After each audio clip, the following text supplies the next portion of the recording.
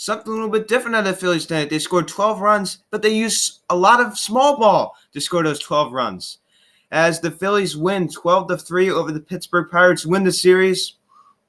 And as I said, a lot of small ball. Only 2 home runs were hit for the Phillies tonight between Corey Dickerson and JT Realmuto. Other than that, it was a lot of small ball, a lot of doubles, a lot of singles. Obviously, I know doubles aren't really that much small ball, but a lot of singles, a lot of guys hustling out plays. Obviously, Bryce Harper, had a grab ball to third base. He was able to hustle it out. JT doing the same thing. I believe it was I think it was like to. Yeah, he was hustling too. So we were hustling, we were playing with heart, and that's what happens.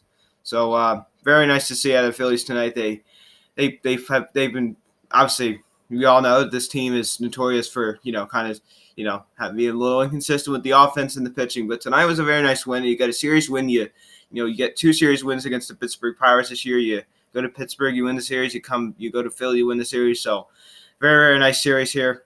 Could have won yesterday. Could have got the sweep, but whatever. It's better than nothing, I guess.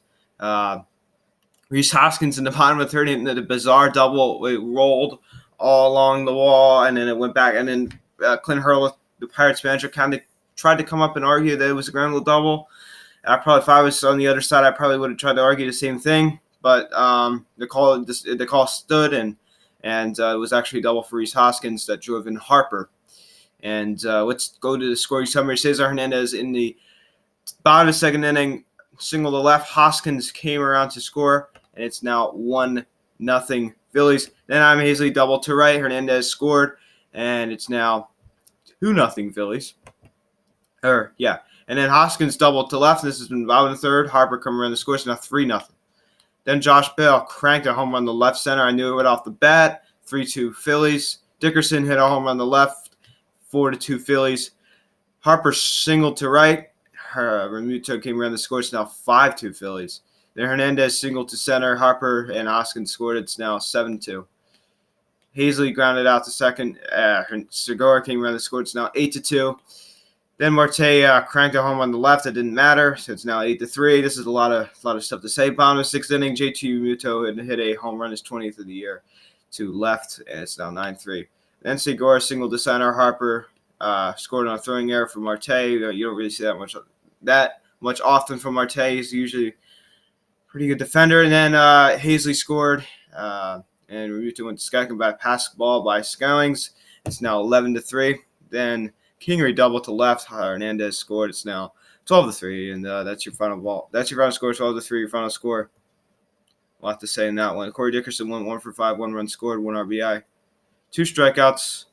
JT 3 for 5, 2 runs scored, 1 RBI, 1 strikeout. Harper 2 for 4, 3 runs scored, 1 RBI, 1 walk, 1 strikeout. Rhys Hoskins 2 for 4, 2 runs scored, 1 RBI, 1 walk, and 1 strikeout. Segura 2 for 4, 1 run scored, 1 RBI, and 1 strikeout. Sean Rodriguez 0 for 1 with a strikeout. Hernandez 3 for 5, 2 runs scored, 3 RBIs in this one. Very nice day out of Cesar. He's 284 hitter. I mean, that's what Cesar will give you on a yearly basis. Kingery 2 for 5, 1 run scored. Hernandez 2 for 5, 1 run scored, 2 RBI. Vin Velasquez 0 for 2, 2 strikeouts. Logan Morrison walked off the bench. Brad Miller went 0 for 1, came off the bench hit. And Vin Velasquez with 5 innings, 5 hits, 2 home runs, 5 strikeouts. He pitched very well, and obviously came off a rough outing last time. He pitched pretty well in this one. He doesn't go deep in the games. When it rains, it pours. I've said that all year for him. He does not have a lot of stamina. Davis 2 innings, 2 hits, 1 run, 1 strikeout, 1 home run allowed. Garcia 2 innings, 2 hits, and 1 strikeout. And Velasquez, probably my favorite out of Pivetta and Eflin. Eflin and Vin Velasquez are so much better than Pivetta. I mean, Pivetta is just so bad. When I see this guy, when I see Vin Velasquez pitch, I mean, it's a night and day between him and Nick Pivetta. I mean, really. I mean, Nick Pivetta is so bad. He's so insanely bad, and obviously he's down there at AAA now. But Vin Velasquez pitched pretty well tonight, and it was good enough to get us a win, and we welcome the New York Mets to town Friday night. I'll be at that game. And let me know if you guys are going to that game. So I'll see you. Just let me know. I'm going to that game. Off day tomorrow. So all in all, very nice series. I mean, I don't want to get too ahead of myself, but I mean, this team, as I said, can't really get over 7 games over 500. So we'll see. I mean, around this time last year, we were really falling apart. Remember that, like with the blown games, and I mean, we're not going to finish below 500 at the end of this year. I'm sure of that. So Harper getting another RBI, 94 RBIs in the year, gets his average up to 255, collects 2 hits. Nice night out of him. He hit the ball hard a couple times as well. Not easy. He's been out for a couple days, obviously with the baby and everything, and it's not easy to come back and start really playing well. So I mean, he's kind of gotten back into his groove now. So guys, I'm really liking what I'm soft. I really liked what I saw out of this Phillies team tonight. They played with a lot of heart, and I really like to see it. So. They scored runs. They were effective. They were doing small. They weren't hitting all these home runs. Obviously, Remuto and Corey Dickerson hit the home runs. But I tell you what, I mean, they weren't doing everything with the long ball. They were getting the singles there when they needed to. They were getting the job done. Fundamental baseball. That's what I talk about all the time. You don't always need to get the long ball to get the run home. So I like what I saw of the Phillies tonight.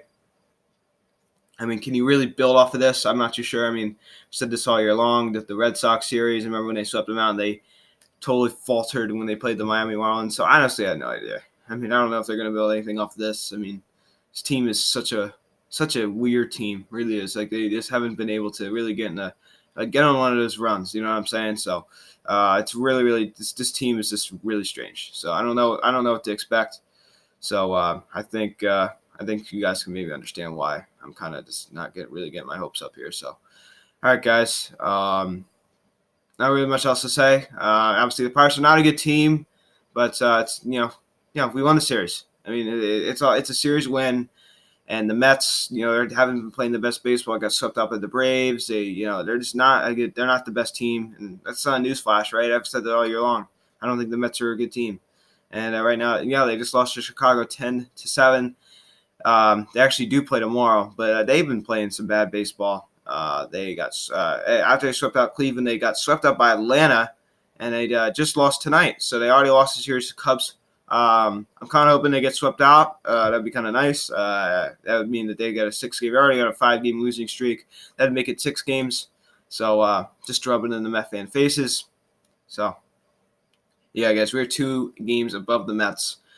So I do think the Mets will finish in 4th. I think we'll finish in 3rd, and the Nets obviously will finish in 2nd, and obviously the Braves will finish in 1st.